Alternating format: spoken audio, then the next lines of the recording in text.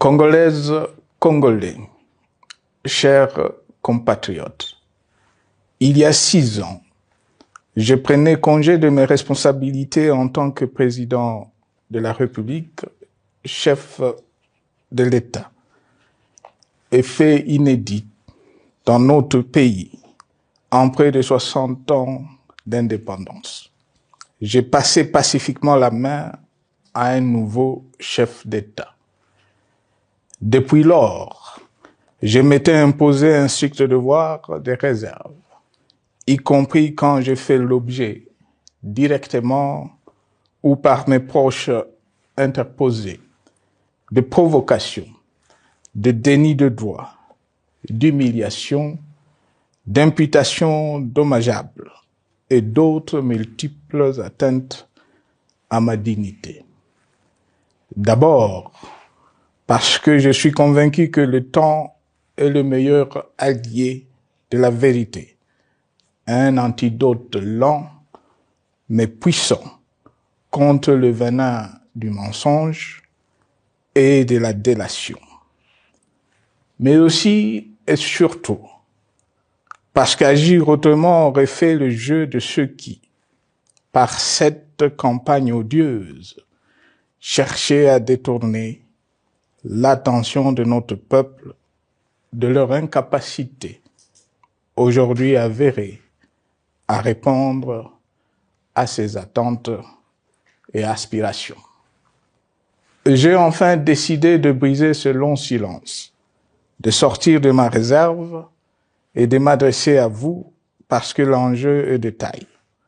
Il est même existentiel. Non pas pour ma famille politique ou biologique, moins encore pour ma modeste personne, mais plutôt pour la nation congolaise et pour l'avenir de notre cher et beau pays. J'ai décidé de briser le silence parce qu'au vu de la situation que traverse notre pays, continuer à me taire m'aurait rendu poursuivable devant le tribunal de l'histoire pour non-assistance à plus de 100 millions de compatriotes en danger. Je saisis cette opportunité pour partager avec vous mes réflexions et participer ainsi à la recherche de la solution à la crise que traverse notre pays, la République démocratique du Congo, terre de nos ancêtres, car il est gravement malade et son pronostic vital engagé. Mieux que quiconque, vous en êtes conscient, car vous en faites quotidiennement les frais dans votre chair et vous en payez le prix. Mes chers compatriotes, vu l'importance stratégique de notre pays et le rôle qu'il est appelé à jouer, j'avais, de l'avènement au pouvoir du chef de l'État actuel, conclu avec lui un accord donnant naissance à la coalition entre nos forces politiques respectives. À propos de cet accord, beaucoup de contre-vérités ont été dites, y compris, fort malheureusement, par celui qui est censé connaître la vérité, parce qu'en étant l'un de deux principaux signataires. En attendant qu'au moment opportun, la vérité soit rétablie, preuve irréfutable à l'appui, permettez-moi pour l'instant d'affirmer qu'en ce qui me concerne, la conclusion de cet accord n'avait pour seule motivation que l'intérêt supérieur de la nation. Par cet accord de mutualisation de forces, j'entendais en effet permettre à mon successeur d'exercer dans la direction des affaires de l'État plus de pouvoir effectif que ce que la faible représentation de sa famille politique au sein de la nouvelle Assemblée nationale était en droit de lui conférer. Je voulais par ailleurs faciliter le fonctionnement harmonieux des institutions et éviter à la nation, comme à notre jeune démocratie, d'éventuelles crises politiques qui leur auraient été fatales. Cette première alternance pacifique et civilisée à la tête du pays avait suscité d'autant plus d'espoir qu'en janvier 2019, notre pays s'est trouvé en bien meilleur état qu'au moment de ma propre accession à la magistrature suprême en janvier 2001. Alors que j'avais trouvé un pays au bord de l'implosion, miné par une longue dictature et des guerres, sans institutions républicaines, économiquement en faillite et socialement déchiré. Bref, un pays dont l'incertitude de lendemain menaçait la stabilité de toute la région. Le 24 janvier 2019, j'avais en effet légué un bien meilleur héritage à mon successeur, à savoir un pays réunifié, largement pacifié et dont les limites territoriales correspondaient exactement à celles qu'elles étaient au 30 juin 1960. Une nation reconstituée, réconciliée et fière de sa diversité. Un État doté d'une constitution progressiste et des institutions fonctionnant harmonieusement.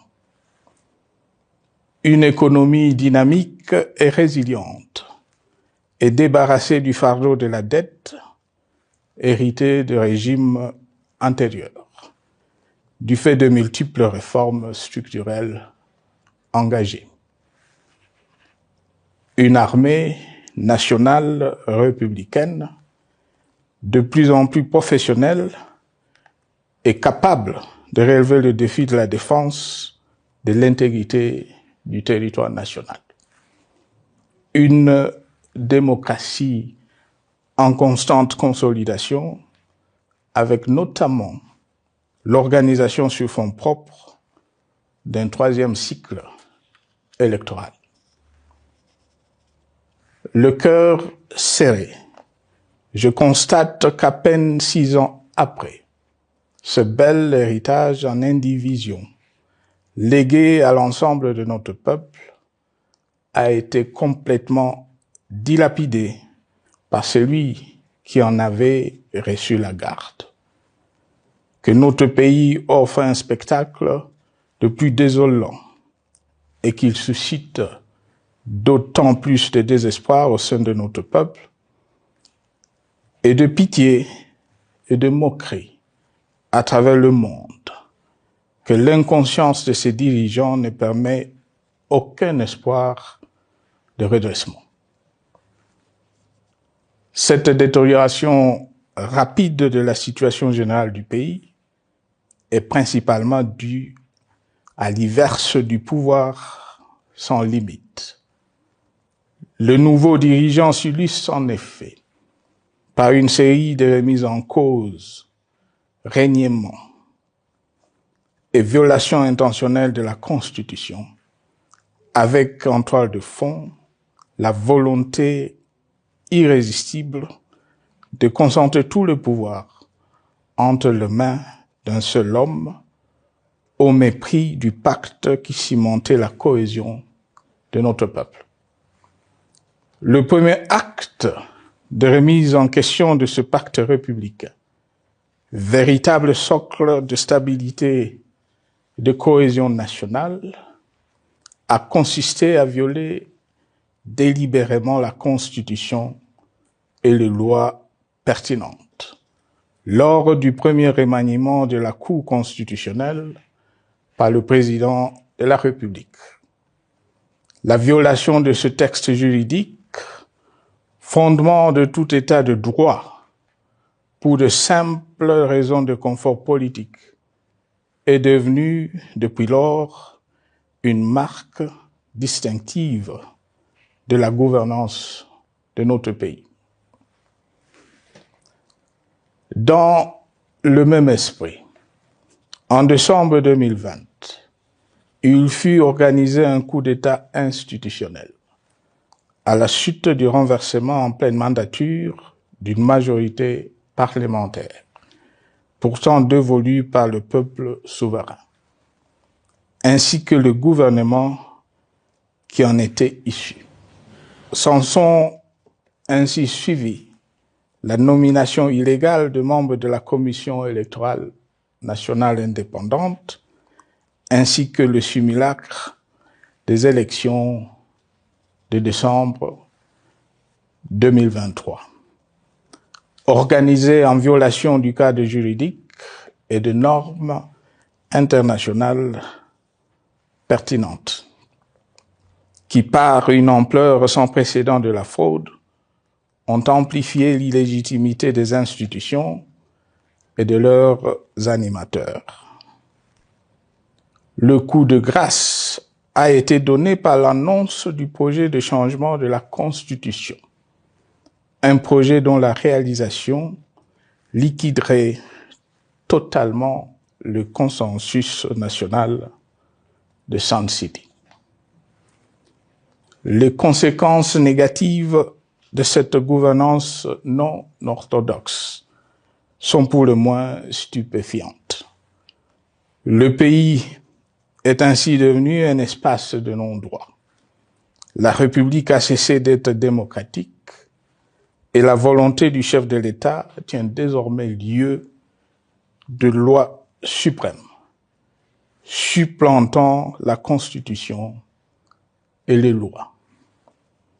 En revanche, érigé en politique du gouvernement, le populisme et la démagogie, le mensonge et l'arrogance, la discrimination et la stigmatisation de certaines composantes de notre peuple, l'institutionnalisation du tribalisme et du népotisme,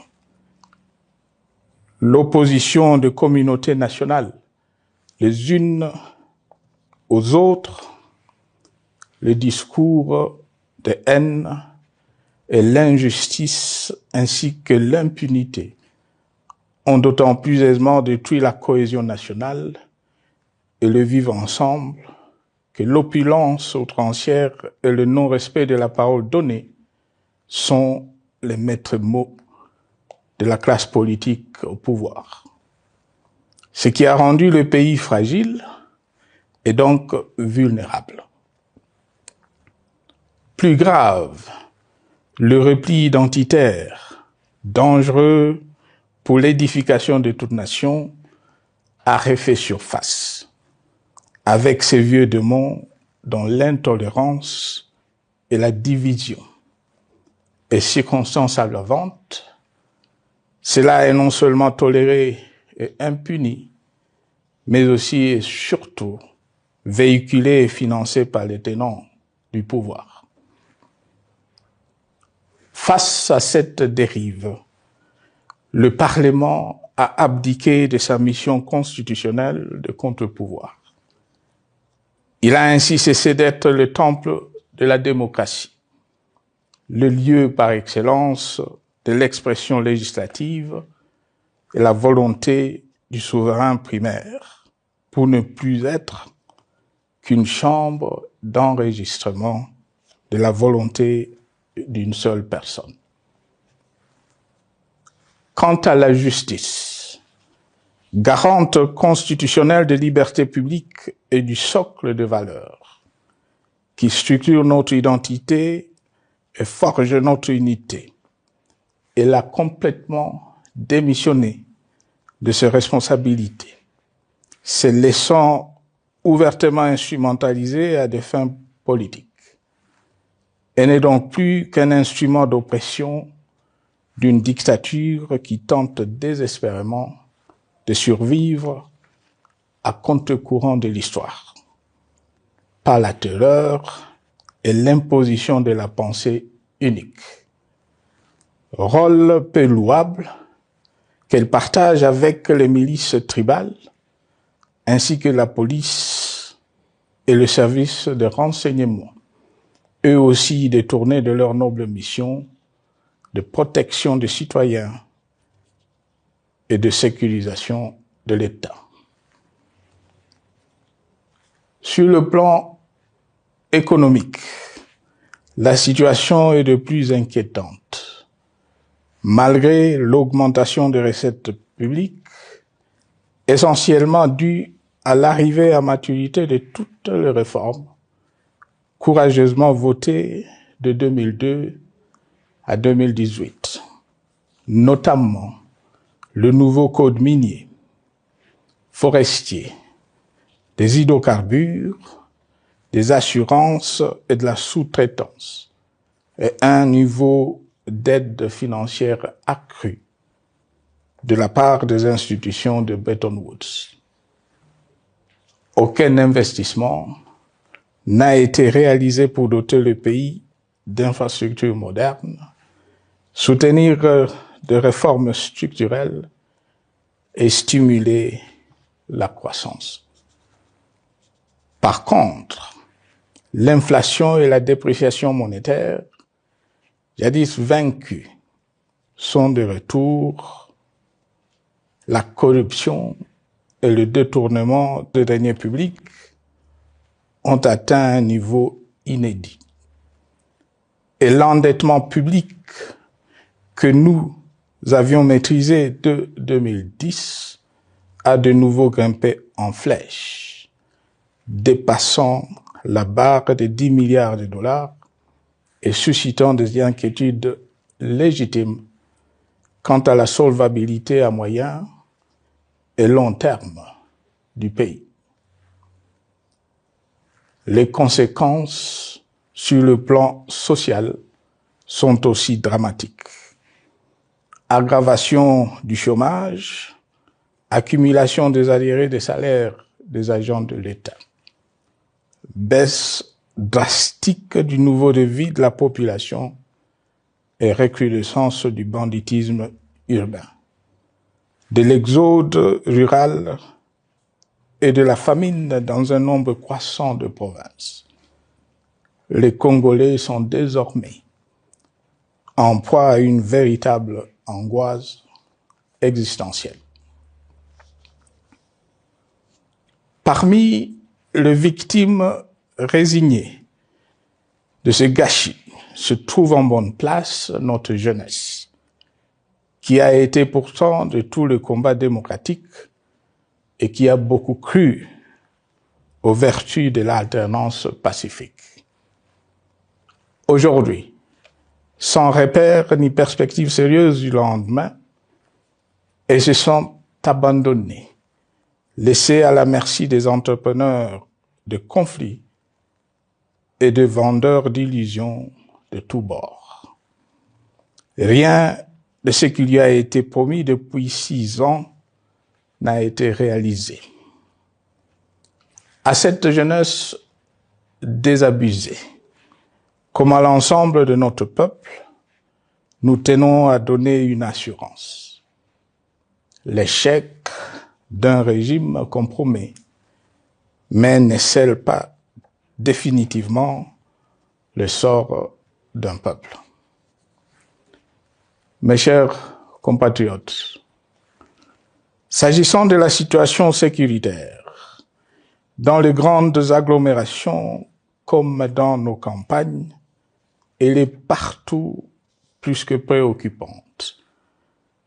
C'est le cas notamment au nord Kivu, au sud Kivu, en Ituri, au Maniema, au Tanganyika, au Katanga et au Mai-Ndombe, province pourtant voisine de Kinshasa, capitale du pays et siège des institutions. Le sang de nos compatriotes civils et militaires, valeureux officiers et soldats des rangs, mais aussi députés, éminents membres de la société civile ou de partis politiques, a ainsi abondamment et gratuitement coulé. Du fait de l'intolérance, du cynisme, voire pire, d'un terrorisme d'État pratiqué dans un seul et unique dessein, l'abus du pouvoir pour le pouvoir. C'est le cas, entre autres, de plusieurs centaines de détenus du centre pénitentiaire de rééducation de Makala, sauvagement abattus dans la nuit du 1er au 2 septembre 2024, victimes sans défense d'un crime incontestable contre l'humanité, à ce jour resté impuni. Il en est de même de membres de la secte mystico-religieuse Wazalendo de Goma, de jeunes de la Junafek à Lubumbashi et du massacre des adeptes de l'église Mbidi à Kilwa.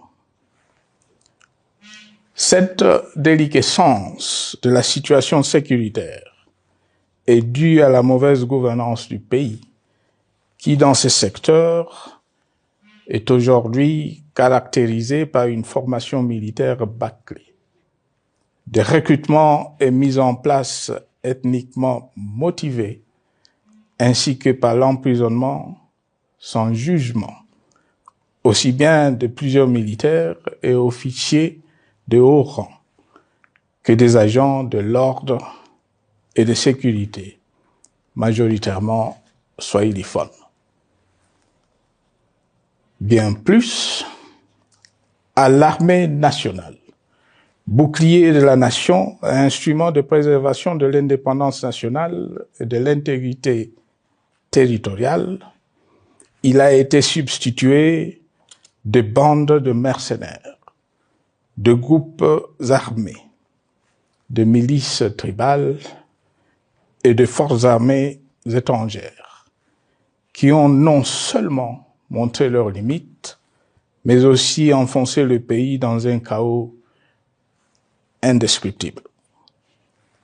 L'État a ainsi perdu le monopole de la violence légitime en sous-traitant aux groupes armés, autrefois maîtrisés, le maintien de l'ordre public et de la tranquillité nationale.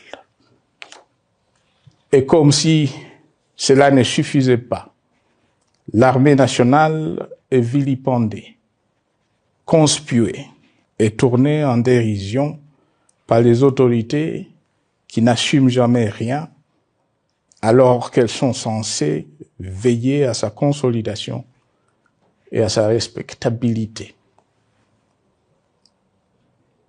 Pour les avoir formés, commandés et conduits au front, je connais nos soldats, boucs émissaires aujourd'hui de toutes les contre-performances enregistrées sur les champs de bataille. Ils ne sont pourtant pas intrinsèquement moins bons, moins nationalistes et moins loyaux. Ce qui a changé entre-temps, c'est la qualité du commandement et de leur prise en charge. Au niveau régional, le gouvernement a levé l'option désastreuse de se détourner de deux principaux instruments internationaux qui étaient à la base de l'architecture régionale de paix et de sécurité, laquelle avait permis la stabilité régionale que le président actuel avait trouvée lors de son accession au pouvoir, à savoir le pacte sur la sécurité, la stabilité et le développement dans la région de Grand Lac et l'accord cadre pour la paix, la sécurité et la coopération pour la République démocratique du Congo et la région.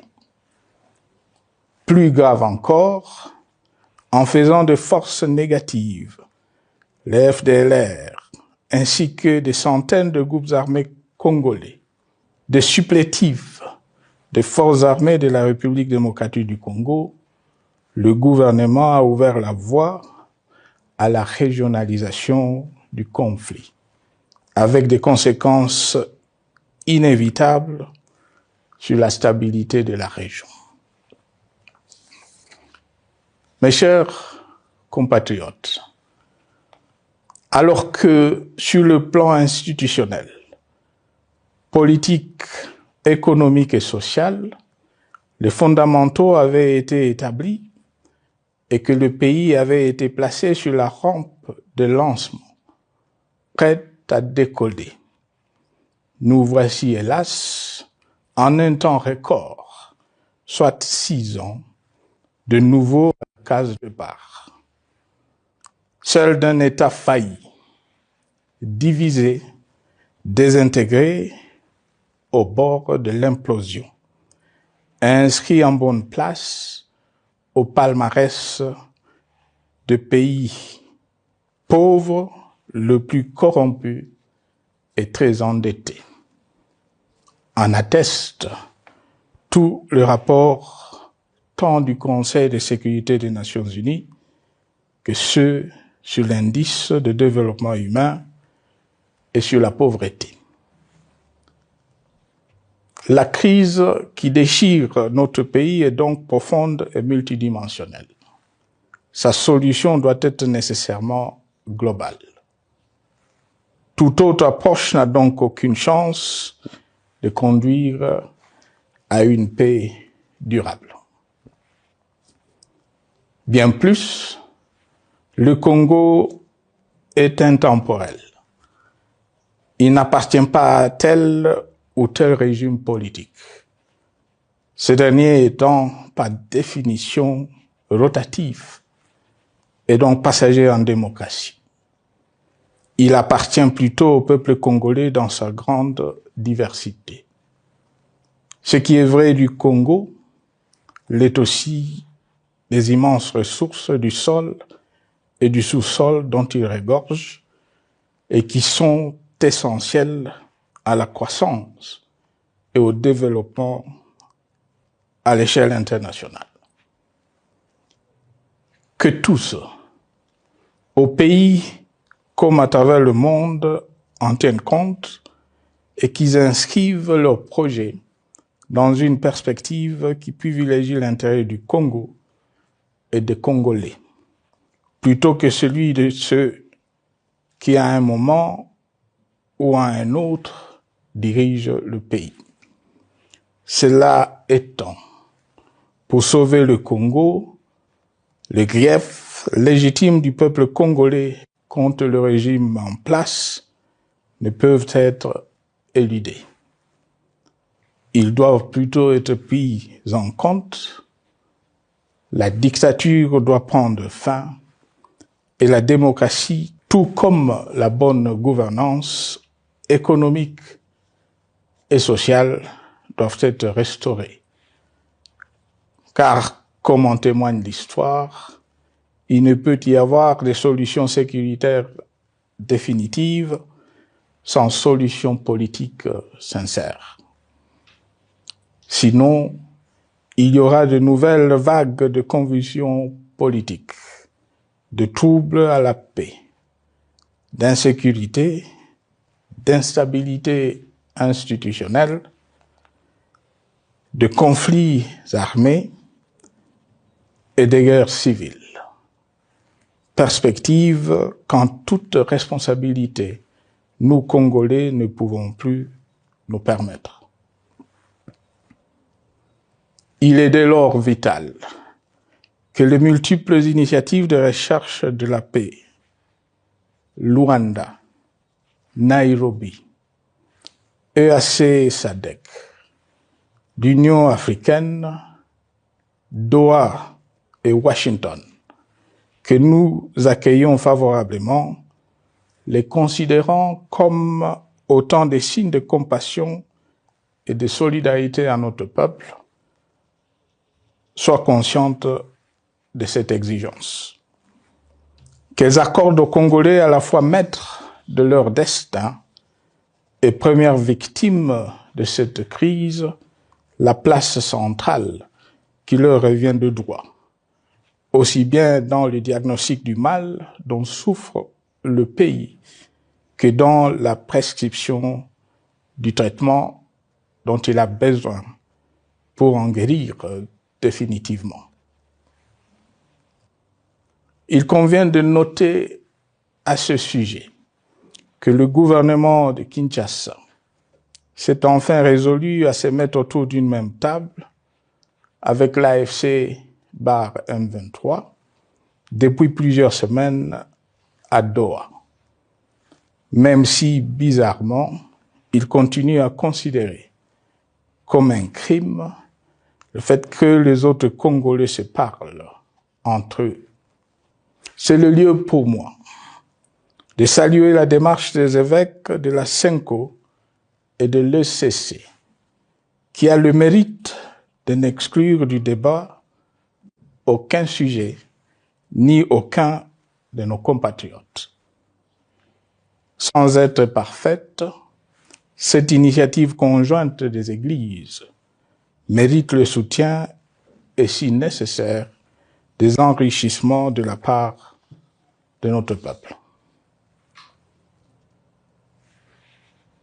Mes chers compatriotes, une fois n'étant pas coutume, il convient de dénoncer la falsification de l'histoire par ceux dont le jeu pervers dans l'opposition naguère, comme aujourd'hui au pouvoir, a consisté et consiste encore à calomnier, à diffamer, à diaboliser et à diviser pour gagner et régner, à se défausser sur les autres pour justifier leur contre-performance, quelles qu'en soient les conséquences sur la cohésion nationale ou en termes de vies humaines injustement brisées ou perdues.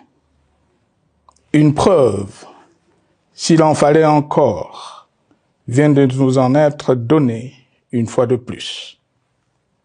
Il y a quelques jours, en effet, suite à une simple rumeur de la rue ou des réseaux sociaux sur ma prétendue présence à Goma, où je veux me rendre dans le prochain jour, comme annoncé par ailleurs, le régime en place à Kinshasa a pris des décisions arbitraires, avec une légèreté déconcertante qui témoigne du recul spectaculaire de la démocratie.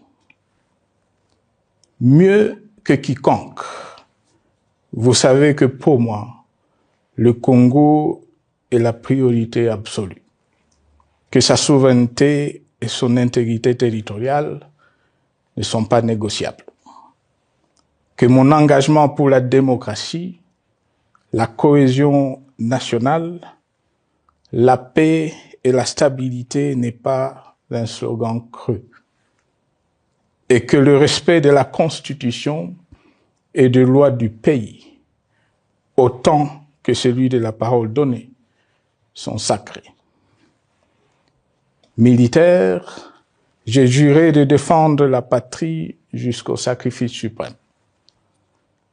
Hier au pouvoir, aujourd'hui en dehors du pouvoir, je demeure plus que jamais fidèle à ce serment. En ce moment où le pays est de nouveau divisé, appelé par le destin, j'ai le devoir d'œuvrer à la recherche de la paix et de contribuer à la reconstruction de notre pays qui se meurt. C'est dans cet esprit que j'ai choisi ce moment pour exprimer ma sympathie à l'endroit de toutes les victimes du conflit en cours, de réconforter et marquer ma solidarité avec la population de la partie orientale. Vous, qui êtes abandonnés par le pouvoir central, qui semble avoir pris le parti de vous punir, entre autres, en déconnectant les institutions financières du réseau bancaire national, et en restreignant le mouvement de personnes et de biens. Ces décisions et bien d'autres vous asphyxient et rendent votre vie plus précaire que jamais. J'en appelle aux uns et aux autres, en particulier au gouvernement, d'humaniser les conditions de vie de nos compatriotes de cette partie du territoire national. Ils ont droit à la vie, à la scolarisation de leurs enfants et aux autres conditions du bien-être. En entendant le rétablissement de l'autorité de l'État sur toute l'étendue du territoire national, j'invite les tenants du pouvoir à protéger la population. De même, l'armée, la justice, les autres structures en charge de l'ordre et de la sécurité doivent être véritablement au service de la population et répondre à ses aspirations.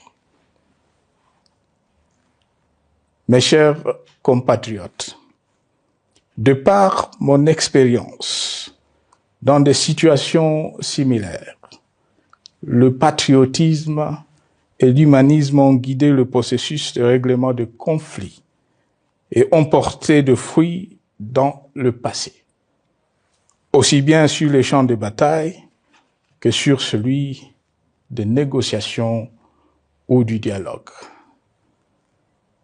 Notre pays avait été divisé de quasi-moitié pendant quelques années. La sagesse avait alors prévalu. Nous avions recollé le morceau et le pays a survécu dans son unité. C'est ainsi qu'après quelques années de réflexion sur la crise en cours, après avoir consulté des chefs d'État et des anciens chefs d'État de la région, ainsi que des acteurs politiques et sociaux, nationaux et étrangers, j'ai fait ce jour une proposition qui engage la nation tout entière à un sursaut patriotique pour un pacte citoyen afin de tirer le pays du gouffre. Le travail hardi qui s'impose à nous portera notamment sur les 12 points suivants. 1. Mettre fin à la dictature, mieux à la tyrannie. 2. Arrêter la guerre. 3. Rétablir l'autorité de l'État sur toute l'étendue du territoire national. 4. Restaurer la démocratie en revenant aux fondamentaux d'un véritable État de droit. 5. Rétablir les libertés fondamentales. 6. Réconcilier le Congolais et reconstruire la cohésion nationale. 7.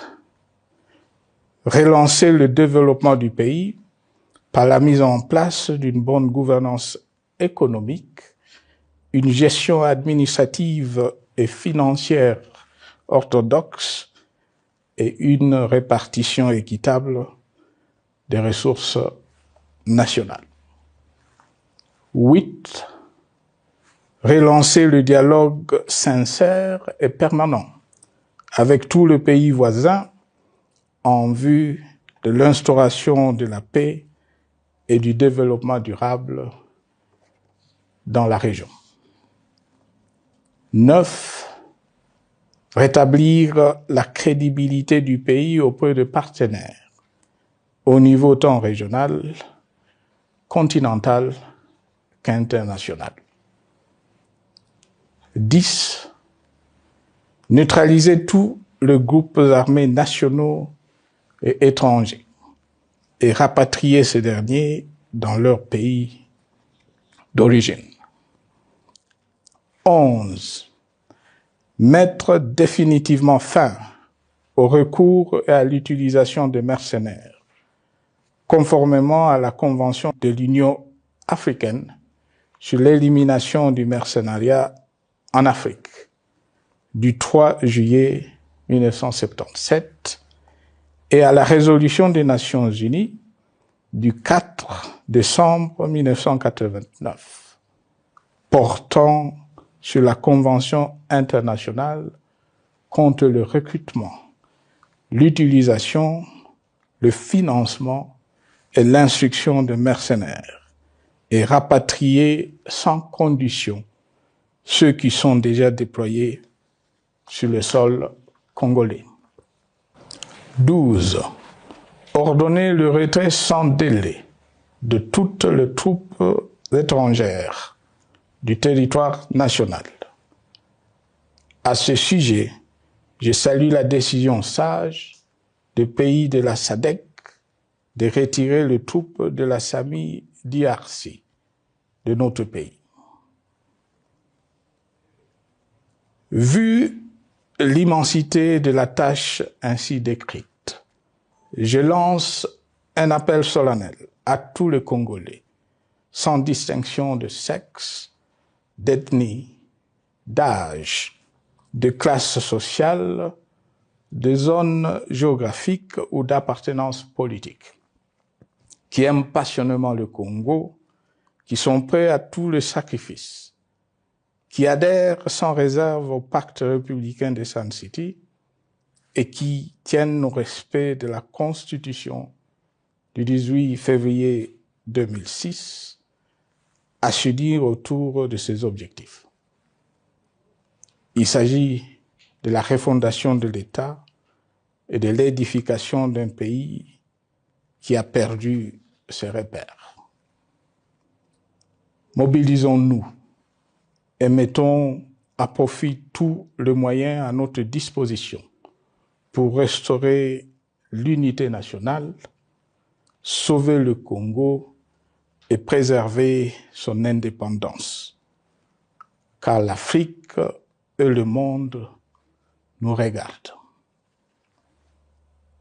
Mes chers compatriotes, le Congo vaut mieux que la caricature qu'en donnent ses dirigeants actuels. Le Congo mérite mieux que cette politique extérieure faite de jérémiades et de mendicité. J'ai donc la ferme conviction que le peuple congolais est capable, aujourd'hui comme en 1960, de vaincre le démon de la division, qu'il est capable aujourd'hui, comme au cours de la décennie 90, de vaincre la tyrannie et la tentation du pouvoir absolu. Qu'il est capable aujourd'hui, comme en 2003, de prendre le dessus sur ce qui nous divise et de mettre fin à la violence armée qui oppose ses enfants. Pour y parvenir, chacun doit jouer sa partition. Je m'engage à jouer la mienne. Que Dieu bénisse la République démocratique du Congo, qu'il bénisse individuellement chacun de vous. Je vous remercie.